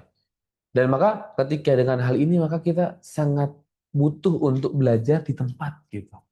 Jadi kita lihat bagaimana nih di sini, Masya Allah, di negeri ini nih dulu tuh seperti ini kaum muslimin. Kayak kita lah misalnya Madrid, nanti ke Madrid dan Barcelona juga ya. Nah, itu kan kita terkenalnya Madrid dengan Barcelona apa sih? Pemain bola Main kan, bola, betul. ataupun tim bola gitu. Bola. Dulu mah Barcelona itu tempat kaum muslimin. Walaupun nanti tempat pertama yang dikalahkan gitu, tempat pertama kali yang diambil lagi gitu. Tapi tempat kaum muslimin Madrid, oh masih lama karena Madrid dekat dengan Tuletila kan. Itu kaum muslimin. Ya, supaya kita bisa mengambil hikmah yang besar dari hal tersebut, supaya kita bisa terapkan ya seminimal di keluarga kita lah. Seminimal keluarga kita. Supaya keluarga kita itu bisa lebih baik. Begini loh menghadapi kehidupan yang ada gitu. Masya Allah. Belajar langsung dari tempatnya. Belajar langsung dari tempatnya. Masya Allah. Syukran jazakallah. Satu lagi nih mungkin. Atau kita mau langsung ke pertanyaan di Zoom? Oke, satu lagi dari Google Form. Baik, ini dari Pak Fadli. Karena belum pernah ke sana, selain sejarahnya yang pasti menarik, hal lain apa yang bisa menambah keimanan kita dengan kisah peradaban Andalusia ini, Ustaz? Wah, iya. Tadi kita pelajari tokoh-tokohnya. Pasti. Nah, tadi kan kita belum sebutkan tokoh-tokohnya yang banyak ya. Nah, ya. Dan itu pun cuma hanya sebagian sedikit ya, Musa bin Nusair cuma begitu doang dari Tariq bin Ziyad. Kalau kita baca lagi biografinya, kita kan takjub. Kayak Musa bin Nusair kalau sekalian sedikit mungkin bisa jadi naikkan keimanan ya. Iya. Ya. Musa bin Nusair itu usia membuka Andalus bukan usia 40-30. Kalau antum mau tahu usianya 80 ke atas. Masih Minimal kuat, 70 tahun ke atas. Aduh bayangkan, sudah kakek-kakek. Kalau kita mungkin yang ketulit tongkat gitu. Iya masih ngantuk pedang, perang. Masya Allah. Itu dia bedanya ketika perang itu karena Allah Bu, dengan orang yang perang juga mungkin ataupun melakukan suatu aktivitas yang bukan karena Allah Subhanahu wa taala. Masya Allah. Jadi gambaran kaum muslimin di saat itu walaupun sudah sepuh, tetap ngangkat pedang ya. Tetap ngangkat. Masya Allah. Panglimanya paling sepuh kan. Nah. Ya Allah. Baik, itulah tadi beberapa pertanyaan, 3 dari banyaknya pertanyaan yang masuk di Google Form, Ustadz. Dan kita akan memberikan kesempatan untuk saudara-saudara kita yang ada di Zoom untuk memberikan pertanyaan. Tapi untuk teknisnya kita akan memberikan kesempatan bagi hadirin semua yang raise hand nih. Jadi kita akan pilih acak, bukan cepet-cepetan, kita pilih acak nanti bisa on cam, dan juga nanti menyampaikan namanya, lalu juga pertanyaannya seperti apa. Boleh sesinya saya buka bagi hadirin sekalian yang ingin bertanya, kami persilahkan untuk raise hand terlebih dahulu. Oh sudah ada. Baik, ini dari Pak Ridwan Wiranata ya. Boleh on cam terlebih dahulu, Pak Ridwan. Masya Allah. Afwan, sebentar. Baik, Assalamualaikum Pak Ridwan. Waalaikumsalam warahmatullahi wabarakatuh. Boleh pertanyaannya Pak Ridwan? Fadal. Oke, pertanyaan saya. Kita kan sudah tahu yang diceritakan oleh Ustadz Fikri tentang sejarah Andalusia, bagaimana penderitaannya dan segala macam. Dan pertanyaan saya adalah, seperti manakah penderitaan yang di Andalusia dengan yang di Indonesia saat ini yang menaikkan pajak yang tidak masuk akal oleh pemerintah. Maksud Oh, saya iya, ingin ya Allah. Ini sensitif Fikri. sekali Ustaz ya. Oke. Syukran. Ya. Barakallahu fikum. Assalamualaikum warahmatullahi wabarakatuh. Waalaikumsalam warahmatullahi wabarakatuh. Nah, bismillah, alhamdulillah, salatu wassalamu ala rasulillah, ba'd. Kalau mau diceritakan bagaimana apa tadi bilang Pajak. bukan Perusahaan. perihnya, bukan pajak dong. Antum terbaiknya pajaknya doang ini. Tidak, perihnya tadi. Iya, Bagaimana perihnya Andalus. Iya, iya. Nah, kota Andalus, bahkan kalau kita katakan jauh lebih perih Andalus. Masya Allah. Karena sebelum masuk Islam mereka nggak punya peradaban. Mereka nggak punya peradaban. Mereka nggak bisa mandi. Bahkan kaum muslimin datang tuh bawa sabun, ngasih. Ini loh, pakai ini loh. Bahkan itu sampai ratu, mereka itu punya keyakinan ratu itu mandi paling cuma setahun 2 kali, 3 kali. Sampai seperti itu gitu. Jadi ketika ditanya perihan mah jauh perihan sana. Sudah dari teknologi nggak punya, kemiskinan sangat, kemudian bahkan rajanya zalim, suka ngebunuh, suka melakukan merampas harta rakyatnya.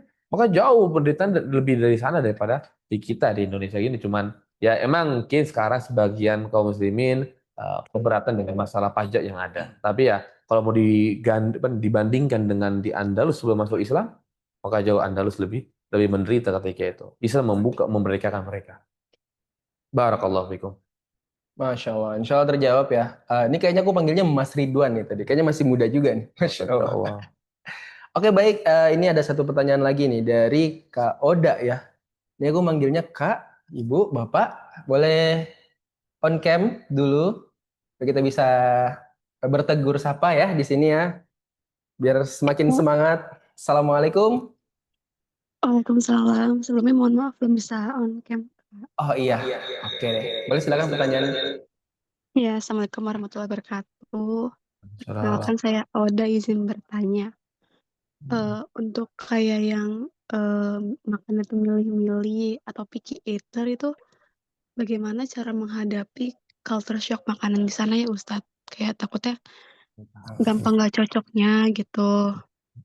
Kemudian yang kedua, bagaimana Ustadz nih memandang perbandingan antara masa kejayaan Islam di Eropa di masa lalu dengan kondisi Muslim atau Islam di Eropa saat ini? Apa pelajaran yang sangat bisa diambil gitu dan dipelajari untuk kita semua? Terima kasih. Oke. Oke, jadi ada 2 pertanyaan tadi Ustadz ya. Ada mengenai culture shock makanan, yang insya Allah nanti mungkin dijawab oleh Ustadz Aan ya. Dan juga tadi pertanyaan kedua. Berkaitan dengan Anda Muslim dahulu dengan Muslim yang sekarang. Masya Allah, nanti insya Allah akan dijawab oleh Ustadz. Oke, tafadhol Ustadz. Ya, baik. Kak Oda ya. Culture shock untuk makanan ya. Jadi insya Allah untuk nanti makanan yang akan kita range untuk tour nanti itu alhamdulillah hasil dari testimoni ya dari beberapa jamaah yang dulu pernah gitu itu masuk di lidah orang Indonesia ya. Bahkan jadi untuk di Maroko mungkin kita nggak semuanya lokal food. Kadang memang kita sama Arabic food itu kadang kurang cocok karena nggak terlalu asin gitu ya. Mereka yang lebih natural, buat mereka rasa itu ya rasa natural bukan. Tapi di sana juga ada Asian restoran gitu ya, ada Chinese restoran yang insya Allah kalau di Maroko itu meskipun Chinese restoran sudah pasti halal karena nggak boleh ada restoran non halal di sana di Maroko.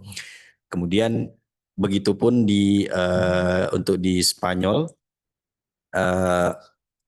selain makanan khas Spanyol itu enak sekali paella ya, kita juga akan nyoba insya Allah paella bahasanya kita ucapkan halal tapi ya halal karena seafood ya karena seafood kemudian ntar pakai minyak babi nggak?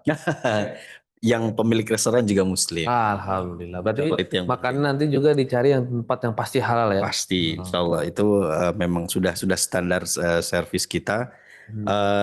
Terus juga ada restoran Indonesia. Nah, tapi kalau misalkan bagi Bapak Ibu yang tetap Waduh, saya pokoknya harus makan itu pakai sambal. Nah, itu Bapak Ibu boleh bawa sambal kemasan dari Indonesia, bawa abon sapi atau bawa Kimbori apa tuh yang ya hal seperti itulah untuk memperenak makanan itu bisa triknya bisa bawa itu gitu. Tapi insya Allah sebetulnya makanannya sudah kita pilihkan yang memang sudah welcome di lidah orang Indonesia. Dan Masya Allah ini sebagai info aja ya. Jadi sekarang saat ini restoran-restoran halal itu di Spanyol tuh makin banyak. Bahkan bagi mereka yang belum Muslim, yang masih non Muslim, mereka punya bisnis restoran halal gitu. Karena memang juga sudah makin banyak Muslim di sana dan turis juga. Itu aja mungkin yang dari saya yang bisa disampaikan. Iya. Boleh tadi ada 2 pertanyaan ya Ustadz ya, Iya. mengenai perbedaan ya. Perbedaan. Muslim sekarang sama yang Insyaallah ya, Bismillah, alhamdulillah, salatu wassalamu ala Muhammad. Kaum muslimin dahulu ketika di masa kejayaan mereka adalah seorang yang sangat taat ya pada agama sebetulnya. Bahkan musik pun itu baru masuk itu di zaman Abbasiyah, nanti agak jauh, bukan di awal-awal. Maka mulai nanti keruntuhannya, makanya seperti disebutkan oleh para masyaikh, juga para duktur, dan bahkan Anda tadi baru sempat baca dari karangannya duktur dari Cambridge University. Beliau juga menyebutkan ya permasalahan sama, hancurnya Andalus gara-gara kesibukannya dia dengan musik. Bahkan Alfonso nanti akan berkata demikian juga. Alfonso itu raja Andalus ketika itu yang dari Nasrani, mengatakan ya bisa kita masuk karena mereka terlalu sibuk dengan konser-konser mereka. Nah, kalau dibandingkan dengan pada hari ini ya jauh. Ya, aku bilang jauh. Kenapa hari ini jauh? Karena dahulu itu sangat baik, sangat di atas mereka yang menguasai, dan sekarang ini tidak mereka yang menguasai. Dan bahkan ini dari asar dosa, istilahnya kalau kita katakan asar dosa-dosa yang dilakukan oleh pendahulu mereka, dari orang-orang yang merusak kaum muslimin yang ada di Andalus, yang akhirnya hancur, dibunuh, dibantai, diincar oleh pasukan salib. Maka mereka yang akan menanggung dosanya, karena ya mereka tidak memperhatikan keadaan mereka untuk kedepannya gitu. Apa yang mereka perbuatkan dari permasalahan perebutan budak perempuan, kan gitu, perebutan permasalahan harta, dan bahkan nanti mereka nyerang kerajaan muslim yang lain untuk ngambil ghanimahnya. Sampai seperti itu. Jadi mereka itu Taif itu nanti saling perang. Kemudian untuk apa? Untuk ngambil ghanimah di satu tempat. Dan bahkan nanti ya naudzubillah min dzalik, mereka minta bantuan kepada pasukannya orang kafir untuk membunuh kaum muslimin sendiri. Maka akhirnya hancurlah Andalus ketika itu. Dan pada hari ini maka ya Spanyol juga lumayan membuat aturan juga untuk kita supaya muslim mungkin nggak terlalu berkembang seperti Andalus dari dahulu gitu. Karena pasukan salib nggak ridho lah bahasanya mungkin ya. Nggak ridho kaum muslimin itu maju. Karena ketika kaum muslim maju pasti akan peradaban itu akan lebih maju lagi. Masya Allah. Barakallahu fiik. Baik, itu tadi insya Allah sudah terjawab pertanyaan yang disampaikan oleh Kak Oda. Dan harus tadi saya informasi ini dari awal nih, Ustadz. Jadi buat teman-teman yang aktif bertanya, nah itu kita ada sedikit, ini lumayan banyak sih, bukan sedikit. Oh gitu. Masya Allah. Akan dapat saldo GoPay sebesar 100.000 gitu. Tadi sudah ada 2 penanya yang langsung bertanya ke Ustadz dan juga Pak Ang. Dan untuk pertanyaan terbaik yang tadi dihaturkan melalui Google Form juga insya Allah akan mendapatkan hadiah yang nanti kita akan follow up melalui grup gitu ya insya Allah. Dan karena kita masih ada saldo lagi, masih ada saldo lagi 1 untuk kuis ya. Jadi kita insya Allah akan mengadakan kuis kepada para hadirin yang tadi sudah menyimak penjelasan dari Ustadz Fikri dan juga tadi juga dari Pak Ang. Kita akan melakukan atau kita akan sedikit bermain. Ini bermain insya Allah bermanfaat ya Ustadz ya. Iya. Kita akan melaksanakan kuis dan insya Allah nanti buat hadirin semua yang hadir di Zoom ini yang bisa dan atau tahu jawabannya boleh raise hand dan boleh on mic dan jawab pertanyaannya insya Allah seperti itu. Oke, insya Allah nanti akan ada 5 pertanyaan. Untuk pertanyaan pertama nanti akan mendapatkan saldo GoPay sebesar 100.000. Untuk pertanyaan berikutnya nanti akan ada voucher beberapa voucher untuk keberangkatan umroh dan juga keberangkatan tour, insya Allah. Nanti kita akan follow up lagi di grup, insya Allah, untuk para teman-teman yang berhasil menjawab. Ya. Oke, ini sudah siap ya, insya Allah ya. Kita akan melakukan kuis. Nama kuisnya apa nih? Gak ada ya nama kuisnya? Kuis kajian online. Oke, itu aja ya. Aja. Itu Dadakan ya. dadakan ya. Iya. Kuis kajian online. Oke. Emang kadang kepepet gitu ya. Oke, untuk pertanyaan pertama. Ini ingat ya, ini raise hand, jadi bukan langsung on mic. Raise hand dulu, nanti saya persilakan jawab, baru nanti boleh di on mic gitu ya. Di kota mana pusat keilmuan Andalusia berkembang pesat? Oke, sudah ada Bapak Suwandi. Masya Allah, ini gercep sekali nih Bapak nih. Oke, boleh Pak Suwandi? Apakah jawabannya? Kota Cordoba. Ustadz, bagaimana nih Ustadz? Apakah benar jawabannya? Boleh lah insya Allah. Boleh lah, Masya Allah. Insya Allah. Alhamdulillah. Insya Allah saldo GoPay dikirim sesegera mungkin. Tolong tim panitia, ini saya sudah mengklaim ini. Namanya siapa dulu tadi? Catat dulu. Oh ya, Pak Suwandi, insya Pak Allah Suwandi, mendapatkan saldo GoPay. Suwandi. Oke, Nomor HP-nya nggak tahu tuh. nanti dihubungin sama. Saya lewat sudah masuk dari di grup. Oh ya, di grup. Benar. Oke. Pertanyaan pertama tadi pertanyaan esai, dan pertanyaan berikutnya ini kita sedikit permudah nih Ustadz, karena nanti ada pilihan ganda. Oh, yang nggak ada. Iya, jadi boleh nih di ngawang-ngawang boleh nih, tapi jangan asal jawab ya. Oke. Pertanyaan kedua, ini saya sambil melihat partisipan yang ada di Zoom. Siapa ilmuwan Muslim terkenal di era Andalusia? A. Ibnu Sina, B. Al-Farabi, C. Ibnu Rushd.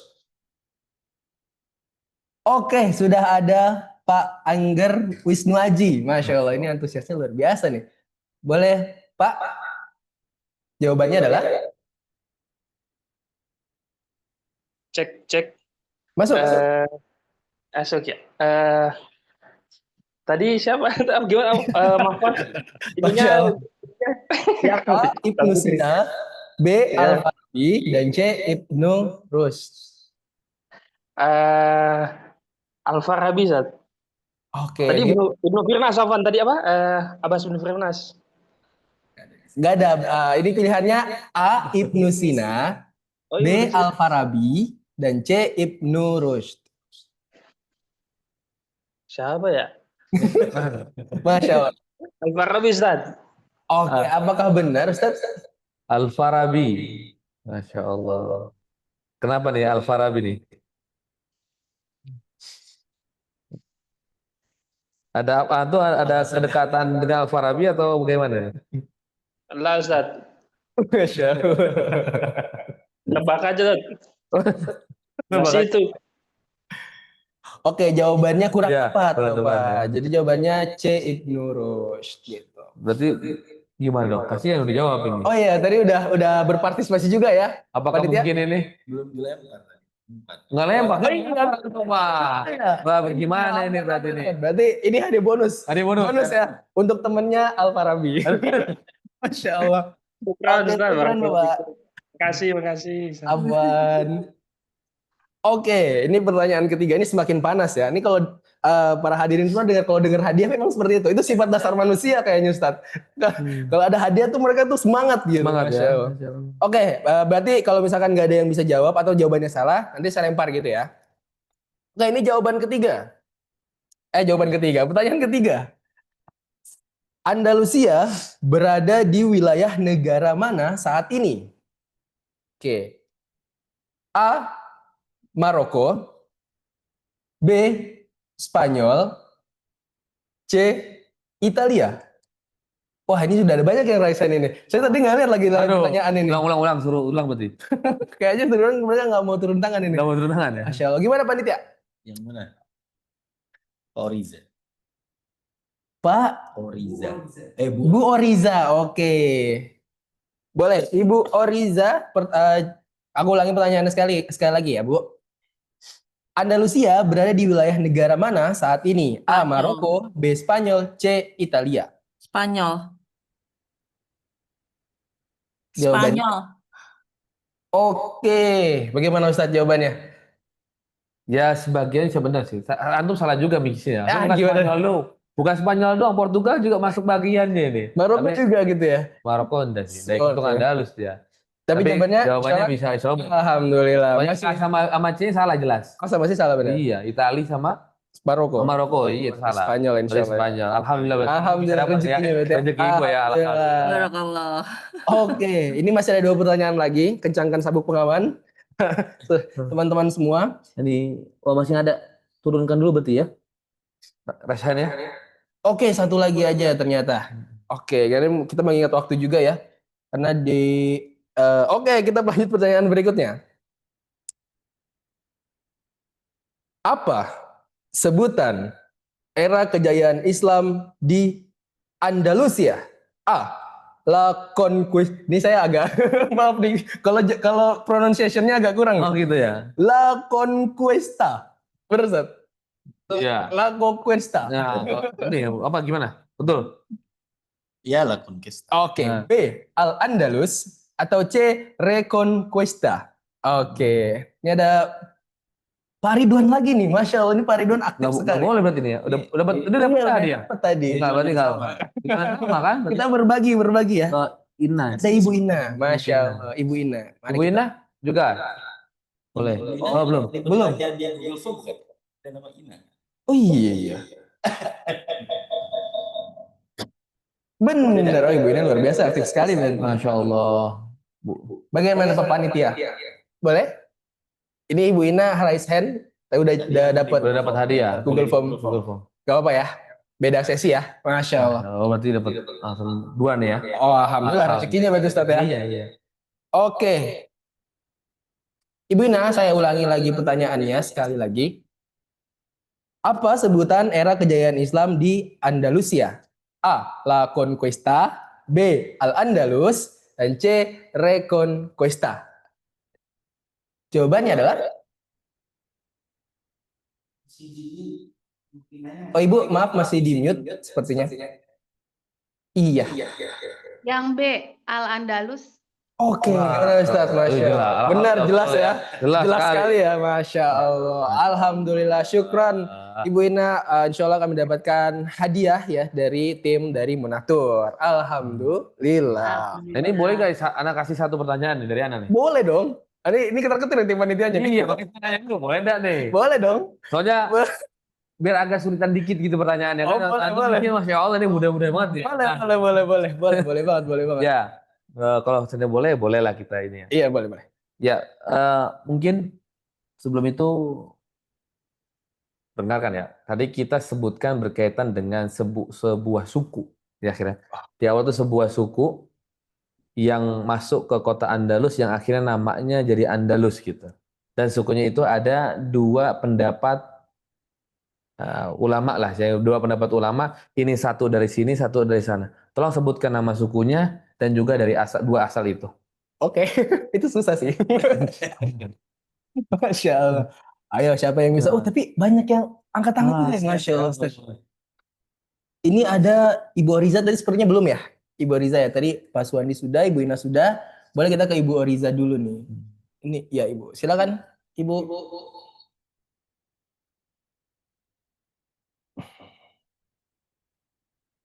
Suku Masih pikir ya? Berber Hmm. dari daerah Afrika Utara, daerah Tanjir atau Tunisia gitu. Oh iya. Mohon maaf Ibu, kurang tepat Ibu. Wah, kurang tepat. Tapi kami hargai Iya, keberanian. makanya, Masya Allah, sudah Allah. menyimak berarti Ustaz ya? Nyimak, iya. Alhamdulillah. Ya, itu yang membuka kota Andalus. Ini kita dari asal kata Andalus. Dari asal kata Andalus. Sukunya sudah tinggal di Andalusnya. Gitu. Mungkin dilempar ya? Iya, Ya, siapa yang dilempar lagi ke Pak Suwandi nih. Kita berikan kesempatan Pak Suwandi. Ya, Ustaz. Nama sukunya suku Vandalis. Ada 2 pendapat. Satu mengatakan dari Asia, yang kedua dari Jerman, Ustaz. Masya Allah. Ini lengkap. Lengkap ini. Lengkap sekali, Masya Allah. Betul, betul. Makanya orang Arab itu dari Vandal, jadi akhirnya berubah jadi Andalus. Jadi itu salah satu kenapa jadi namanya Andalusia gitu. Menamakan ya. Begitu. Masya Allah. Barakallahu fiik. Berarti dapat ya beliau ya? Dapat insya Allah. Berarti panitia tolong ya. Tolong ya. Oke, syukron buat Bapak Ibu semua yang sudah berpartisipasi dalam agenda kuis kita ya. Ini sedikit merefreshing lagi kegiatan kita hari ini karena sudah lumayan lama juga ya Ustadz ya, Masya Allah. Dan kita akan berlanjut ke kegiatan berikutnya, yaitu akan ada sedikit pengumuman untuk para hadirin semua yang hadir pada kesempatan hari ini, bahwasanya Munatur tentu kami bergerak dalam bidang travel jasa ya Bapak Ibu semuanya. Insya Allah kami menyediakan keberangkatan untuk Bapak Ibu yang berminat melakukan perjalanan umroh, perjalanan ibadah umroh. Kami menyediakan beberapa paket yang insya Allah bisa Bapak Ibu beli itu di tanggal 15 September, 9 Oktober, 25 Oktober, 15 November, dan juga di bulan Desember di mana high season di tanggal 20, 25, 27, dan 28. Kami juga memiliki beberapa paket, diantaranya ada paket Virus, Marjan, dan juga Safir. Semuanya mulai dari harga 39 jutaan insya Allah. Kami berkomitmen untuk memberikan pelayanan yang berkualitas, pembimbingan ibadah yang sesuai sunnah, dan pelayanan yang top class insya Allah. Juga karena tadi kita sudah membahas mengenai peradaban Andalusia, bagi Bapak Ibu yang berminat untuk bisa mengikuti perjalanan Siroh Wisata Andalusia, insya Allah kita akan membuka perjalanan Wisata Siroh Andalusia pada tanggal 23 November mendatang di tahun 2025. Insya Allah untuk info lengkapnya kami akan berikan juga melalui grup yang nanti Bapak Ibu bisa akses info pendaftaran di sana. Karena insya Allah nanti juga Pak Ang dan juga Ustadz Fikri akan menemani perjalanannya insya Allah.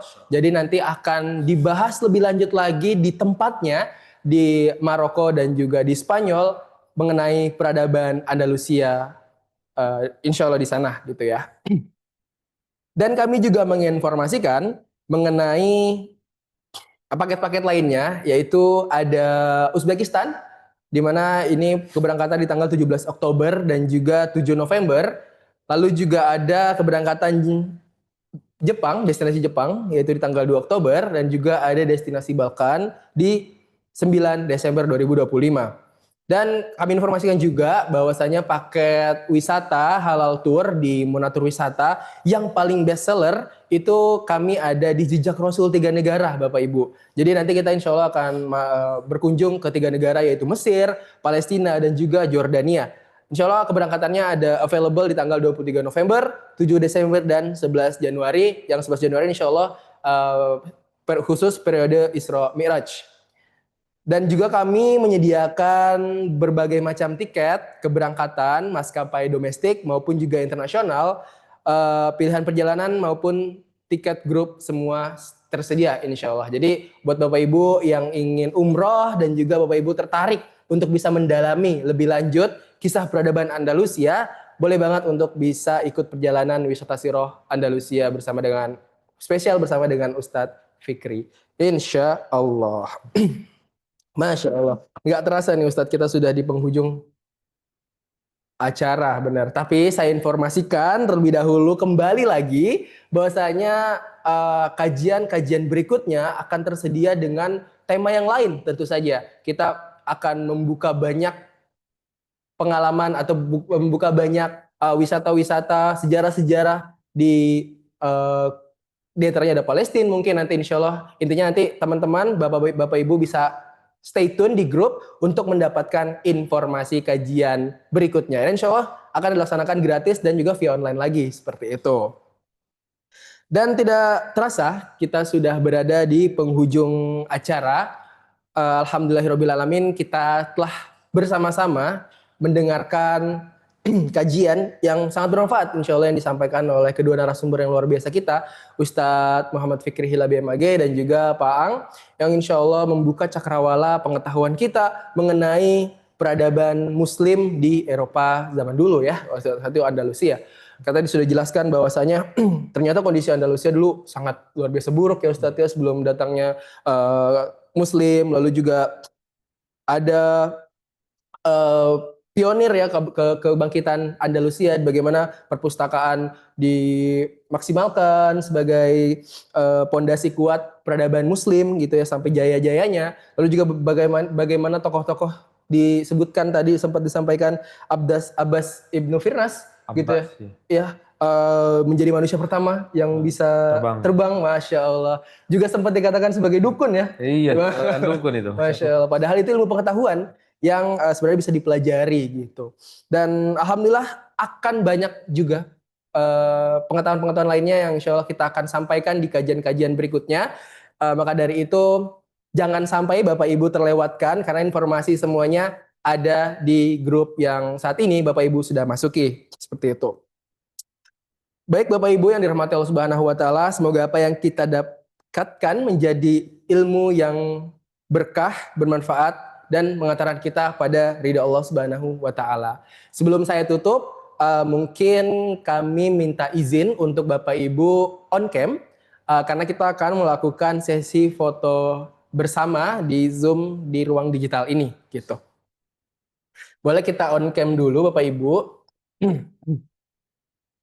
Dan khusus saya informasikan juga terakhir untuk Bapak Ibu yang berpartisipasi aktif di kegiatan hari ini, insya Allah kita tadi sempat Ustadz menyebutkan juga ya rujukan kitab Syekh Rogib ya. Insya Allah kita akan membagikan satu kitab yang jadi rujukan dalam pembelajaran kita hari ini secara gratis untuk para hadirin yang berpartisipasi aktif. Insya Allah nanti pengumumannya stay tune lagi-lagi di grup dan insya Allah akan kami publish di Instagram kami yaitu @monatur_wisata.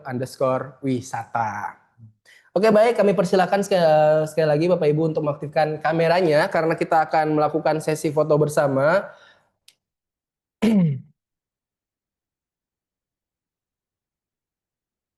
Gimana? Apakah sudah?